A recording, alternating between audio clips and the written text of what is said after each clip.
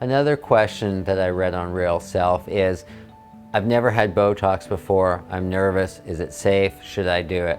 Of course, if you should do it, it's a personal decision, but Botox has a very, very high safety profile.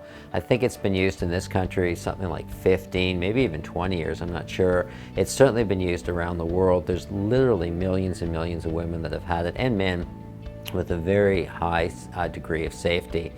So what are the complications that could happen, and should I worry about them?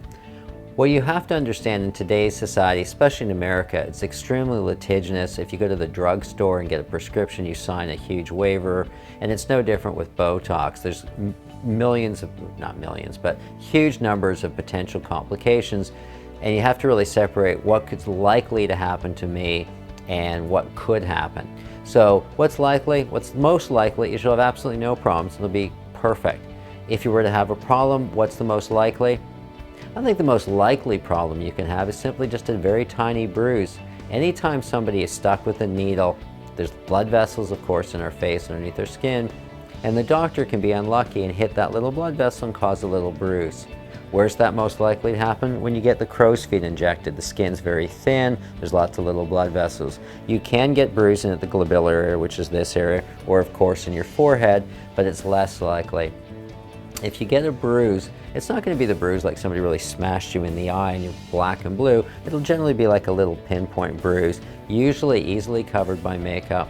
How long will it last? It's like any bruise. Most bruises last about 2 or 3 weeks. And it's important to know it wasn't really the surgeon's or the doctor's fault who injected you. It's just going to happen. A person that says, I've never given anybody a bruise in my whole life, is probably either lying or injected very few people. I've certainly given a few people bruises. It's just going to happen, and you can't predict who it's going to happen to. Of course, if a person's on blood thinners, particularly aspirin, or even things like Motrin, Advil, Aleve, they make you a little more prone to bruising. Tylenol doesn't make you prone to bruising, so that will have no effect.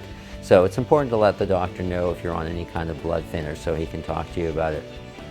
The other complication that's less common but can happen, and I think people are aware of it, is you can get some droopiness to the eyebrow, or less commonly the eyelid itself. Why does that happen? We've got muscles in our forehead, we've got muscles here that will pull the eyebrow down, and we have muscles that will lift up the eyebrow. And there's a balance between these kinds of muscles. Depending how much Botox you put in and where you inject it, it can change the balance, and sometimes it can cause a little eyebrow elevation, which people like, particularly women, and sometimes if you put too much, it can cause a little bit of a descent. If you have the Botox in this area, the glabellar area, or the crow's feet, it's much, much less likely to happen. I don't really think it happens if you inject it in those areas. I'm quite conservative when I put it above the eyebrow, particularly somebody who's like 50 and older. So again, you want to be conservative in that area. It's important to know if it happens, it's usually fairly subtle. We're always very much more aware of our own flaws than somebody else is about us. So it's extremely subtle, and Botox never lasts forever, so it will wear off. So you just have to be patient, and it will go away.